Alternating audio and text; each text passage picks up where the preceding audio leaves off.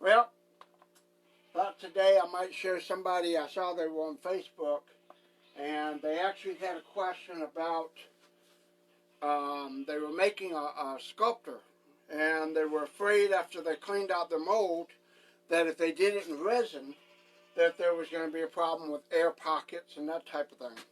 So what I wanted to do was take a minute, because I'm working on this Vengeance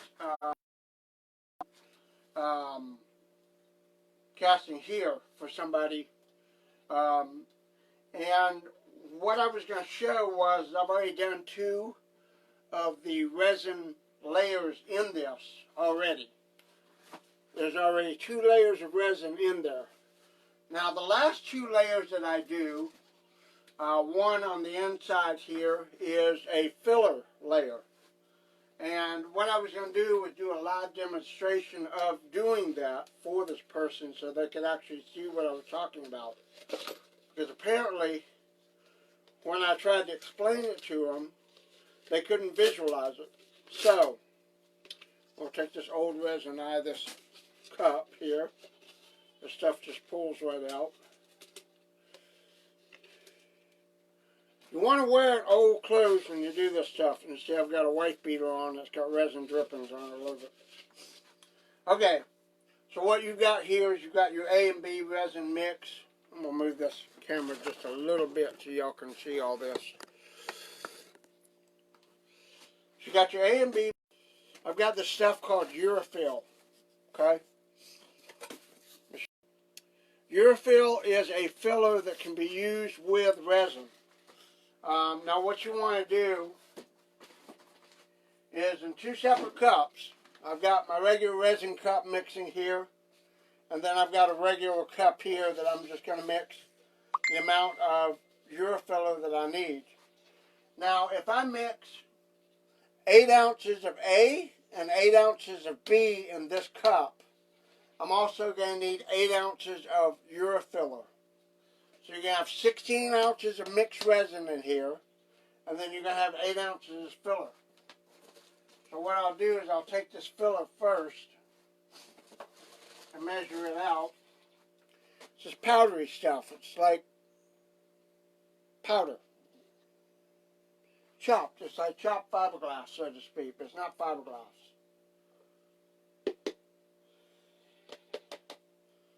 So I need a little bit more. And it actually makes the resin a little bit more thicker to keep it, and it's not as runny, but it thickens it a bit to where you can utilize. Okay, I've got 8 ounces of filler. Now, what I want to do, set that aside. I will take my resin here. Got A and B, probably mix B because it's a little bit thicker consistency.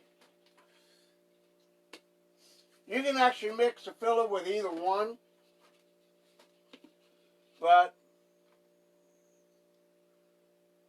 it doesn't matter on this one. Some people say A, some people say B. Okay? I can do either or. I'll put that down there so I don't mix it up. And then what you do is before you mix your resins, you want to put the filler in one component, right? Pour the filler in there. Grab a stick. And just start mixing it up. That's the one side of the component of resin. You want to do the filler with an A or a B side. Mix it up real good. You do not want to do it with a pre-mixed A and B because it will set up on you before you can pour it. So do not do that. And this comes out looking like cotton candy or snow cone stuff, I guess you could say.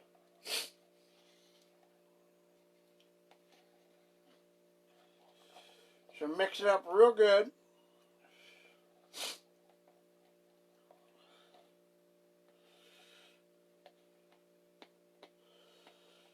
the one side good and mixed up. I'll set that aside. I gotta grab another cup real quick to measure out the A side. Hang on a second. Got another cup right here. Because with this setting like this, I can't really measure out what the dimensions are. So what you got to do is take a separate cup and measure your A, 8 ounces.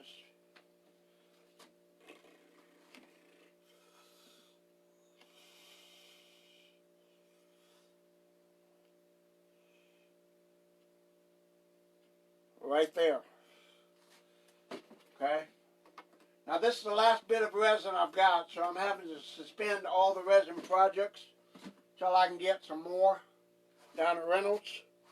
And all you do is just pour the A into the B mix like that.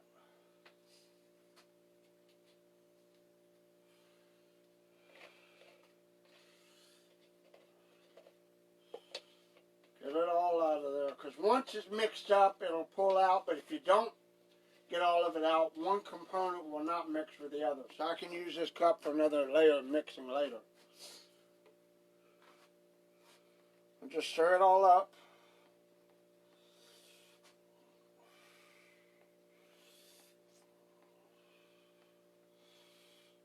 One, 2, 3, 4, 5, 6, 7, 8, 9, 10, 11, 12, 13, 14, 15, 16, 17, 20, 1, 2, 3, 4, 5. 8, 9, 30, 1, 2, 3, 4, 5, 6, 7, 8, 9, 40, 1, 2, 3, 4, 5, 6, 7, 8, 9, 50, 1, 2, 3, 4, 6, 7, 8, 9, 60, 1, 2, 3, 6, 7, 8, 9, 7. Now I'm going to mix it for just a little over 45 seconds. Because it takes about 120 seconds to cure. What you do is you take this, pour it in,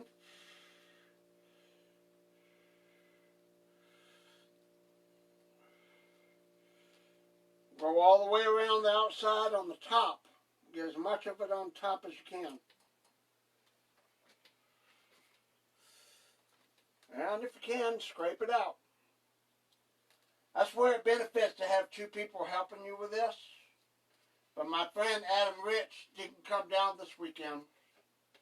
So, couldn't really get a lot of shit done. But I'm single-handedly doing this one. Somebody placed an order for one. It was a custom design, so I have to make sure it gets done when the order's placed.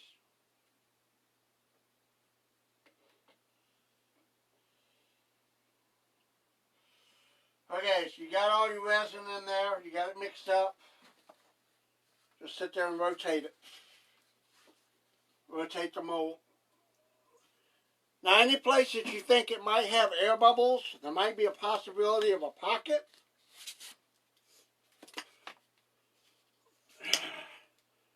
And trust me people, you do not need a gym membership if you do this shit. This is good exercise. You will feel muscle burns like you've never had before doing stuff like this. When I haven't done it in a while, trust me, that muscle burn comes back quickly.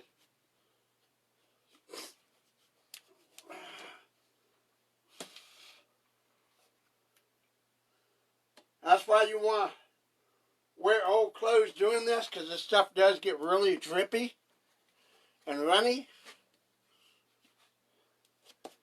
And on some of the future projects, this is an old mold. So, see, you will lose some stuff on the floor. That's inevitable that you're going to lose stuff on the floor. Why I'm glad that I have rubber mats down in my shop. So all the stuff goes out on the floor. Doesn't get messed up.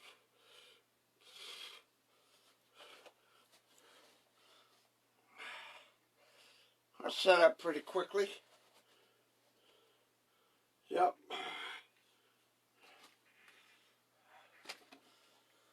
Last layer will be a brush-in layer all around here to strengthen. That'll probably be 2 layers right there.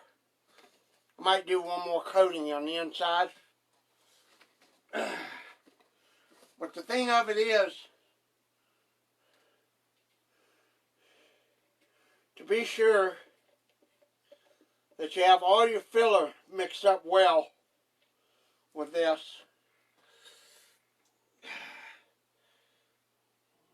Some of that's running out now. So I can just take a brush and go over it real quick.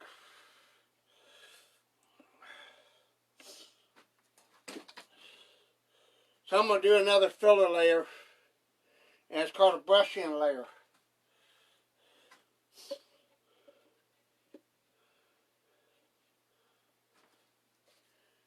Lay this out, grab a brush up, get a brush that hadn't been used,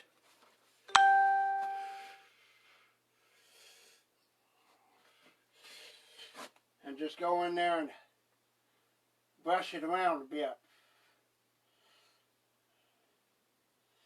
Make sure it fills all the cracks and crevices and holes and shit.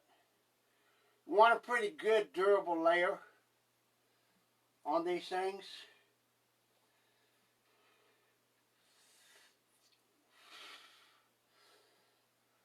So I've got some areas here that haven't been filled. They've been filled with like 1 layer or 2 layers of resin, but they're not covered to where I can't see the silicone.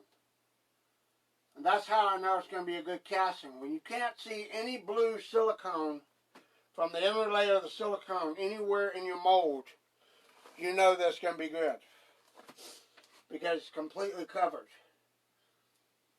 That's why I usually do at least 2 layers of Urafil. I do 2 layers of resin, and then do 2 layers of Urafil, and then 1 final layer on the base to strengthen it, because people use it for display. And when they use it for a display, it has to set, usually on a table or something. And in doing that, it will it'll have to sit on its own, so it has to hold its own weight. So I usually get a strong, resilient resin to work with. And I don't know if you can see in here, but in the middle here, let's see if I can bring this over. I've got some drippings that have cured mid-pour. When you rotate it, these things will drip down, look like stalactites or stalagmites or whatever you call them. I forget exactly what it was. But those things you find in caves where they hang from the ceiling, stalactites or stalagmites or whatever the fuck it is, I forget exactly where it is. But I've got a clip I got to get off of here too.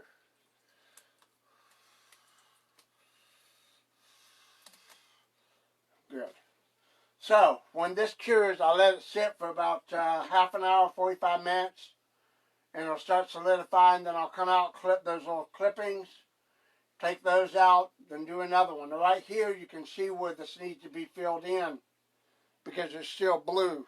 You can still see some of the details. So I've got to do another thick Urafil layer. On the inside is good. It's the outside that needs a layer or 2 right here. Because the thing about this is, as you saw, when you're doing the rotational mold, it drips everywhere. It gets everywhere. So, and like I said, for some of the other projects I've got going on, I'm going to have to come up with lighter molds. So I've got some plastic paste and smooth cast, or smooth, what do they call that shit? Shell shock. Plastic paste and shell shock. to use for some of the other ones. And those are going to be lighter molds. So I've got the big girl T-Rex here that I'm trying to get done. But I got to wait for her. Having a box, a mold box specially made for that. I tried doing one myself, but I didn't have the right proportions. It was all cardboard. It kept falling apart and that type of thing. So I thought, fuck it. I'm just going to go to a professional and ask for help. So I paid to have a little bit of a special mold box made for casting that. And then I've got this guy to finish up. But I'm almost out of resin, so I've got to get more supplies. That's the problem. So, anyway, just to show the friend of mine that was asking about that, in this thing, when you have, like I said, with the Urafil, these areas here I still have to fill in with resin. But, and then clip these. But the entire inside, all the way around here, is filled with a solid coat of resin. I just have to go in and do a couple of brush coats out here to make sure that's solidified and everything. Other than that, it's pretty much a done deal. Just got to go and get some more resin from the supply shop because it's the last. I had 2 boxes, and that's the last one that I have because I can't find any more. But aside from that, that's just a quick little lesson for my friend who was asking about how to do that. So I appreciate you guys watching. And as usual, I answer questions on the feed. Thanks.